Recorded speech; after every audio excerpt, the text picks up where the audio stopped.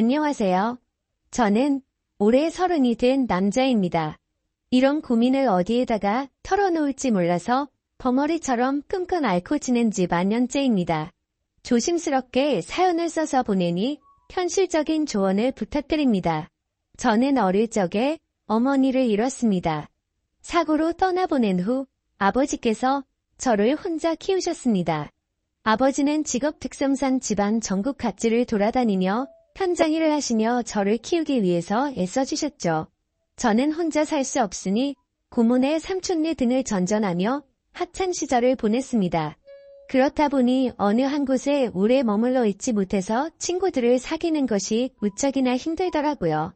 남들이 동참 모임이나 동네 친구와 약속을 잡고 만나는 모습을 보면 한없이 부러워지고는 있습니다. 그런 제가 마음을 열고 친해지게 된 사람들이 있었어요. 그건 바로 동호회 사람들입니다. 저는 20살 때부터 동호회 활동을 했는데요. 다름 아닌 절약 동호회라는 모임입니다. 여타 동호회처럼 먹고 마시고 어울리는 곳이 아니라 살아가면서 절약을 하는 방법에 대해 논의하고 정보를 나누는 곳이었죠. 이렇게 현실적인 동호회 활동을 하게 된 이유는 바로 가정환경 때문이었습니다. 아무리 아버지께서 타지에서 돈을 벌어 보내주신다 해도 그 돈이 넉넉할 수가 없었거든요. 게다가 언제까지고 아버지 신세를 지면서 살 수는 없었기 때문이죠. 그래서 대학 진학도 그런 이유로 포기를 하게 되었습니다. 솔직히 저는 공부하는 것이 무척 즐거운 사람이거든요. 무언가를 배운다는 것은 언제나 흥미롭고 제게는 행복한 일이었습니다. 그래도 그 모든 것을 누릴 수 있는 여건이 갖춰진 사람이나 배움을 계속 이어가는 것이지 저 같은 사람에게는 꿈 같은 신기루였습니다. 20살이 되자마자 저는 별의별 일을 다 했던 것 같네요. 물론 고등학교 때부터 아르바이트는 시작했습니다. 학생일 때에는 법적인 사항 때문에 일할 수 있는 종류의 제약이 적어서 큰 돈을 벌지 못했어요. 그런데 성인이 되자마자 제가 지원할 수 있는 일들이 무척 많아서 신이 났습니다. 노가다부터 식당일 그리고 택배 상하차까지 안 해본 일이 없는 것 같네요. 그렇게 다양한 일을 하던 중 이렇게 여러 가지 일을 이것저것 하다가는 전문적인 노하우를 쌓는 게 어려울 것 같다는 생각에 좀 더 세분화된 일을 해보기로 마음먹었습니다. 그렇게 제가 집중해서 일을 하게 된 것이 바로 요식업이었죠. 일을 시작한 초기에는 간단한 주방 보조도 했는데 아침 일찍부터 재료를 다듬고 점심 저녁에는 배달을 하며 식당에서 일을 하기 시작했습니다. 이후 주방에 있는 시간을 점차 늘리게 되었습니다. 그러면서 점점 정식 주방 보조로 승격하게 되었죠. 바쁘게 일을 하던 중에도 동호회 활동을 게을리 하지 않았습니다. 그러던 어느 날 동호회에 새로운 여자 회원이 들어오게 되었죠. 상냥한 말투와 부드러운 인상, 그리고 웃을 때 눈이 초승달처럼 변하는 모습에 확 끌리게 되었습니다. 게다가 입술 위에 있는 점이 돌아가신 어머니와 똑같은 곳에 위치해 있어서 더욱 시선을 빼앗기게 되었죠. 그녀가 동호회에 들어오게 된 계기는 저와 비슷했습니다. 최근에 아버지께서 돌아가셔서 집안이 힘들어져 조금이라도 절약하고 살기 위해서였습니다. 전 어릴 적부터 뼈저리게 느껴온 그 기분을 그녀와 나눌 수 있다는 사실에 더욱 설렜어요. 그렇게 우리는 천천히 물들듯 가까워져 갔습니다. 남들은 주말에 영화관 데이트를 하거나 동물원에 가는 등 돈을 쓰는 데이트를 하면서 연애를 한다고 하지만 우리는 색달랐습니다. 둘이 같이 단기 알바에 지원해서 행사 판촉을 한다거나 결혼식장 웨딩홀 섭인 아르바이트를 하면서 시간을 함께 보냈습니다. 식사 시간에 밥을 먹으며 오늘 하루도 뿌듯하게 돈을 벌었다며 서로를 북돋아주고 행복한 나날들을 보낼 수 있었습니다. 나처럼 마음이 잘 맞는 여자를 만났다는 사실이 무척 기뻤습니다. 행복한 우리와 달리 그녀의 어머니 즉 예비 장모님은 그리 기뻐하시지 않았습니다. 처음부터 대놓고 저를 마음에 들지 않아 하셨습니다.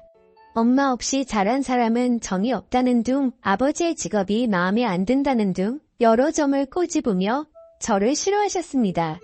그래도 그녀와 저는 꿋꿋이 정을 이어나갔습니다.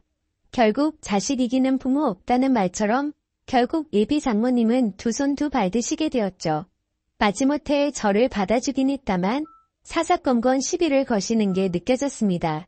집에서 가구를 옮겨야 하는데 허리가 아프다는 말에 불이 나게 달려갔더니 온 집안의 가구 위치를 바꾸게 하셨고 쉬는 날 굳이 불러내셔서 이불 빨래를 시키기도 하시더라고요.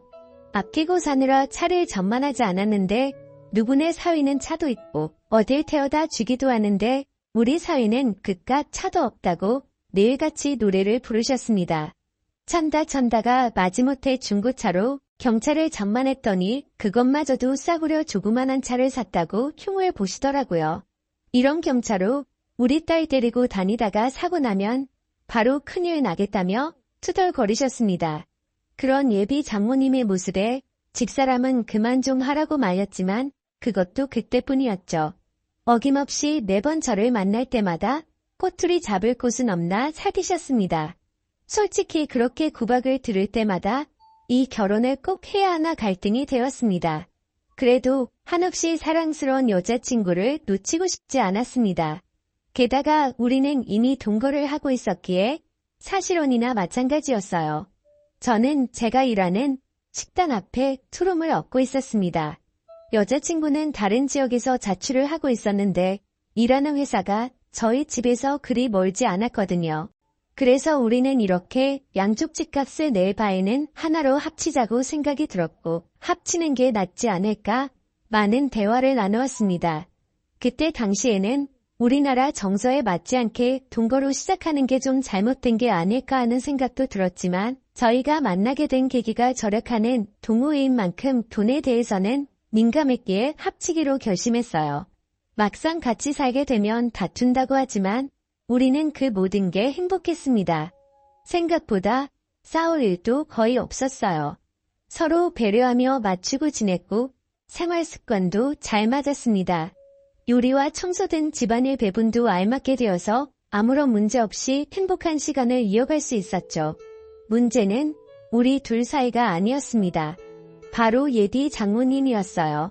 얼마 지나지 않아 동거를 한다는 사실을 들키게 되었고 난리가 났습니다. 의미 없이 자란 애랑 만나더니 우리 딸이 반란 까지게 되었다며 원색적으로 저를 비난하셨습니다. 대체 제 어머니가 일찍 돌아가신 것과 무슨 상관이 있다고 그렇게 말씀하시는 것인지 너무나 서운하고 속상했지만 동거 자체가 그리 좋은 건 아니기에 크게 대꾸를 하지 않았습니다. 그렇게 동거 사실을 들키고 난 뒤 결혼에 대한 이야기가 급속도로 진전이 되었네요. 이렇게 살 바에는 차라리 결혼을 하라고 하셨습니다. 의외로 결혼에 대해서는 관대하신 모습을 보고 깜짝 놀랐었죠. 마음 한켠으로는 다행이라고 생각했어요. 그래서 아버지께 말씀드린 후 상견례를 하기로 했습니다. 약속된 상견례 날 저희 아버지는 갖고 계신 단화에 양복을 꺼내 입고 오셨어요. 비록 많이 낡고 유행에 뒤처지는 옷이었지만 깔끔해서 괜찮다고 생각했습니다. 그런데 그 모습도 예비 장모님은 마음에 들지 않으셨나 봐요.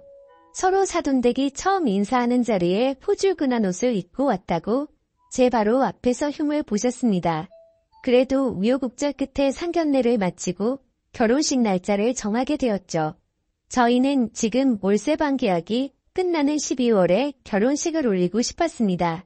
그러나 예비 장모님께서는 사주팔자를 보러 다녀왔는데 둘이 합치는 날을 10월로 해야 앞으로 돈이 많이 벌리고 손주도 빨리 볼 수 있다며 꼭 그 달에 해야 한다고 하시더군요.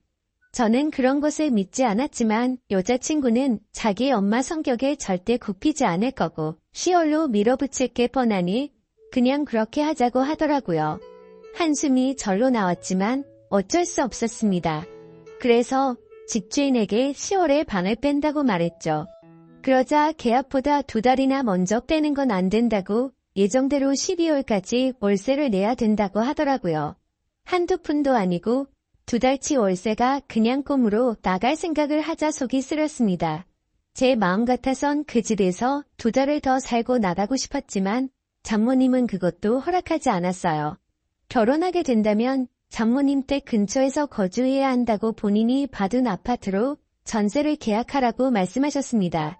신혼부부 대출을 이용해서 전세하면 그리 무리 없을 거라며 막무가내였어요. 그 어떤 것도 제 스스로 결정할 수 있는 게 아무것도 없으니 점점 화가 나더군요. 그래도 끝까지 꼭 눌러서 참았습니다. 마음에 안 드는 사의를 드리는 장모님의 마음도 이해하자 싶었거든요. 아버지도 그냥 그쪽 집에 따르라고 하시더군요. 솔직히 양쪽 다 한부모 가정인데 왜 이렇게 우리 집만 눈치를 봐야 하는 건지 모르겠다는 생각도 들었습니다. 단순히 저희 어머니께서 돌아가신 지가 더 오래되었다는 이유로 그런 건지 답답해 미칠 것 같았습니다. 어쨌든 10월에 결혼식을 올리기 위해 예식장을 알아보기 시작했습니다. 식장은 저희가 마음에 드는 곳으로 하라고 하셔서 이리저리 알아본 결과 일정이 빠듯해서 몇 군데 없더라고요. 그중 식사가 제일 맛있게 나오는 웨이팅홀로 예약을 했습니다. 그렇게 결혼 당일 많은 분들이 오셔서 축하해 주셨어요. 아버지도 드디어 제가 장가를 가게 되자 모든 짐을 내려놓을 수 있게 되었다는 표정으로 행복해 하셨습니다. 그런 아버지의 표정을 보니 저도 모르게 눈물이 찔끔 나왔었죠. 한평생 저를 키우기 위해서 고생하신 아버지의 투박한 손이 보였습니다. 그렇게 나름 감동적인 식을 마친 후 인사를 드리러 다니는데 장모님의 표정이 별로 좋지 않더군요. 무슨 일이 있었나 집사람이 여쭤보니 친척 중 한 명이 교통 불편한 곳에 식장을 잡았다고 흉을 봤다고 하더군요. 내 의견을 묻지도 않고 너네 멋대로 식장을 잡아서 내가 욕을 먹게 됐잖니. 망신도 이런 개망신이 따로 없어. 즐거워야 할 잔칫날 아주 제대로 기분을 잡숴버렸다. 이래서 내가 의미 없는 놈을 사이로 들이기 싫었던 거야. 경험가 없어. 가정교육을 못 받아서 그래. 대체 이게 식장 하나로 들을 욕인지 저는 지금도 이해가 가지 않습니다. 게다가 저희 보고 알아서 잡으라고 말씀하셔놓고 이제 와서 의견을 묻지 않았다고 화를 내시는데 돌아버릴 지경이었죠. 제 표정이 심상치 않자 집사람은 저를 달래기 바빴습니다. 우리 엄마 입이 워낙 좀 거칠어서 자기가 좀 이해해줘. 저래도 심성이 나쁘거나 자기 미워하는 건 아니야. 다 우리 걱정돼서 하시는 말씀이야. 전 정말 오롯이 아내 하나를 보고 하는 결혼인데 시작부터 너무 힘들었습니다. 내가 잘해드리면 점점 나아지겠지라고 스스로를 세뇌하고 다짐했습니다. 그렇게 암몽 같은 신혼생활이 시작되었죠. 장모님의 성화에 모시겨 계약한 아파트는 생각보다 마음에 들었습니다. 지어진 지 조금 오래된 곳이었지만 방이 무려 3개나 되어서 행복했습니다. 제일 큰 방은 난방, 작은 방 하나는 서재처럼 쓰고 또 하나는 미래의 아기방으로 쓰면 되겠지 싶었습니다. 그렇게 행복한 꿈에 젖어서 인테리어를 하나하나 꾸며 나가던 중 황당한 일이 벌어졌습니다. 퇴근하고 오니 난감해하는 집사람 옆에 장모님이 앉아 계시는 것입니다. 장모님 어쩐 일이세요? 연락도 없이 아무 생각 없이 건넨 말에 장모님은 팍 쏘아 붙이며 화를 내셨어요. 내가 내 딸 집에 오는 건데 굳이 연락을 하고 와야 되니?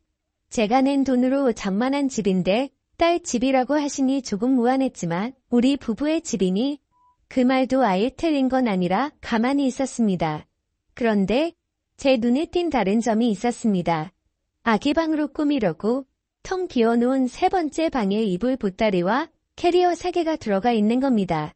대체 이게 뭐냐고 황당해하며 물으니 믿을 수 없는 대답이 돌아왔습니다. 오늘부터 내 방으로 쓸 거야. 내가 순간 잘못 들었나 싶어서 아내를 쳐다보니 집사람은 아무 말도 하지 못하고 땅만 바라보고 있더군요. 너네 곧 애 낳을 건데 대체 누가 돌볼 거야? 내 딸 고생하는 모습 보니 차라리 내가 도와주려고 하네. 그래서 미리 들어와 있는 건데 자넨 그게 싫은가? 내가 싫은 건가? 아니면 내가 우리 딸 돌봐주는 게 싫은 건가? 둘 중 어느 것이라고 해도 자네가 너무 이기적인 건 아닌가? 애 낳고 몸 고생하는 내 딸에게 자네가 뭘 해줄 수 있다고 그렇게 유세야. 대체 무슨 논리인지 이해도 가지 않았지만 장모님의 우김을 아무도 말릴 수 없었습니다. 벌써 장모님 댁은 부동산에 내놓았다는 말에 일이 떡 벌어졌지만 그렇다고 밖으로 내쫓을 수도 없어서 반강제적으로 셋이 함께 살게 되었습니다. 그렇게 지옥 같은 날들이 시작되었던 거죠. 아침 일찍 일어나지 않으면 그렇게 게을러서 우리 딸을 어떻게 먹여 살릴 거냐고 구박하셨고, 샤워하는 동안 물을 세게 틀어놨다고, 땅 파서 돈이 나오냐고, 낭비가 심하다고 화를 내셨습니다. 장모님은 그냥 내가 숨을 쉬는 것 자체도 불만이지 않으실까 이야기를 하니 집사람은 웃으며 그건 말도 안 된다고 하더군요. 나는 속이 썩어 들어가는데 집사람은 그냥 엄마가 까칠하다고만 넘겨버리니 저만 이상한 놈 되는 것 같았습니다. 그런데 문제는 그뿐만이 아니었어요. 장모님이 자꾸 우리를 엿보는 것 같았습니다. 정확히 말하자면 우리가 아닌 저를 말입니다. 처음엔 자의식 과잉인가 싶었지만 날이 갈수록 점점 뚜렷해지고 심해지는 모습에 식은땀이 절로 흘러나오더군요. 집사람에게 은근슬쩍 이야기를 해봤지만 말도 안 되는 헛소리 하지 말라고 마구 웃더군요. 전 진지하게 정말 장모님이 날 자꾸 엿보신다고 하니 자기 엄마를 이상한 사람으로 만든다고 오히려 저에게 화를 내기 시작했습니다. 그렇게 우리 엄마랑 사는 게 싫으면 차라리 나가시라고 하면 되지 왜 그런 식으로 거짓말을 하냐고 하는데 정말 미치고 팔찌기더라고요. 처음엔 별일이 아니었습니다. 퇴근 후 옷을 갈아입으려는데 갑자기 안방문이 벌컥 열렸어요. 화들짝 놀라서 몸을 가리니 장모님이 대수롭지 않은 듯 빨래 갖다 놓으러 들어왔다고 하셨죠. 볼 것도 없는데 뭘 가리냐고 하셔서 멋쩍게 넘겼지만 그날 이후로 매일 같이 제가 옷을 갈아입는 그 시간에 빨래를 갖다 놓으러 들어오셨습니다. 하루는 제가 문을 잠궜더니 미친 듯이 문을 두드려서 이러다 부서지겠다 싶어 황급히 열고는 했습니다. 이뿐만이 아니에요. 휴일에는 피곤해서 조금 늦잠을 자고 싶어서 잠을 자고 있으면 저를 깨운다는 명목으로 이불을 걷어 젖혀버립니다. 전 아직까지 혈기왕성한 시기라서 아침이면 신체적인 반응이 일어나 있는데 그 모습을 빤히 쳐다보고 계시는 겁니다. 너무 당황해서 서둘러 가렸더니 딸만 키워서 처음 보는 광경이라서 눈을 실수했다고 하시는데 저는 할 말이 없더군요. 또한 소파에서 낮잠을 자고 있는데 뭔가 기분이 이상해서 일어나 보니 장모님 손이 제 몸에 손을 대고 있는 겁니다. 깜짝 놀라서 뭐 하시는 거냐고 물어보니 제가 잠을 자면서 막 헛소리를 하고 식은땀을 흘리길래 열이 있나 어디 아픈 건가 싶어서 열을 재려고 했다고 하시더군요. 보통 열을 재는 것은 이마에 손을 대지 않습니까? 그런데 제 복부에 손을 대고 있었으니 이건 정말 이상하다고 느낄 수밖에 없었습니다. 그러던 중 제가 정말 정색을 하고 화를 낸 적이 있습니다. 화장실도 제가 씻을 때 가끔 불쑥 문을 여시길래 항상 습관적으로 잠궈놓고 씻기 시작했습니다. 그러던 어느 날 퇴근 후 씻으려고 화장실에 들어갔는데 문 손잡이에 잠금 버튼이 없는 겁니다. 황당해서 이리저리 둘러봐도 없길래 물어봤더니 집사람 말로는 장모님이 공구로 뽑았답니다. 대체 이걸 왜 뽑았냐고 어이가 없어서 여쭤보니 요즘 TV를 보다가 안 좋은 이야기를 들었답니다. 연예인들이 가끔 우울증이 오면 그렇게들 화장실에서 안 좋은 선택을 한다며 잠겨있으면 구조하기 힘들어서 골든 타임을 놓친다고 그걸 방지하기 위해서 화장실은 잠금 장치가 있으면 안 된다고 하더군요. 그 말에 어이가 없어서 황당한 표정을 하고 있는데 집사람은 오히려 장모님의 말을 신뢰하는 모습이었죠. 아내는 똑소리 나는 여자인 줄 알았는데 자기 엄마의 말이라면 저렇게 맹목적으로 믿고 있다니 참 아이러니했습니다. 더 이상 이 집에서는 마음 놓고 편히 씻지도 못하겠다는 생각에 사로잡혔습니다. 이 이야기를 사연에서 처음 털어놓는 건 아닙니다. 직장 동료에게 제 이야기가 아닌 마치 다른 사람 이야기처럼 조심스럽게 물어봤더니 그런 장모가 어디 있냐고 지어내지 말라고 웃더군요. 아무도 믿어주지 않을 것 같아서 저도 어쩔 도리가 없었습니다. 점점 집에 들어가기 싫어지고 밖에서 시간을 보내는 날이 늘어났습니다. 한 번도 그런 적 없는데 제가 방황을 하자 집사람은 오히려 제가 밖에서 여자를 만나고 있는 것이 아닌지 의심을 하더군요. 겨우 아니라고 설득을 했지만 이대로는 못 살 것 같다고 느꼈습니다. 그러다 드디어 대망의 사건이 일어나게 되었죠. 장모님과 함께 살고 있어도 아직 우리는 신혼이기에 조심스럽게 달달한 시간을 가지고 있었습니다. 그날도 조용히 시간을 보낸 후 숨을 돌리고 있었습니다. 집사람이 먼저 화장실에 씻으러 갔고 저는 침대에 누워 있었죠. 그런데 갑자기 찰칵 소리가 들리는 겁니다. 화들짝 놀라서 일어났는데 황급히 자신의 방으로 들어가는 장모님의 모습을 보았습니다. 저는 그 광경에 이성을 잃고 장모님의 방으로 정신 나간 사람처럼 쫓아갔습니다. 제 그런 반응을 예상하지 못했는지 장모님은 당황해서 소리를 지르시더군요. 저는 아랑곳하지 않고 장모님의 휴대폰을 뺏었습니다. 소란스러운 소리에 집사람은 샤워를 하다가 뛰쳐나왔고 장모님과 대치하고 있는 저를 보고 화를 내기 시작했습니다. 자기 엄마 앞에서 뭐하는 짓이냐 말이죠. 저는 집사람에게 모든 사실을 이야기했습니다. 내 말이 믿겨지지 않으면 지금 바로 장모님 휴대폰 속 사진첩을 열어보자고 했습니다. 비밀번호로 잠겨 있어서 확인할 수 없으니 지금 눈앞에서 비밀번호를 부르라고 했죠.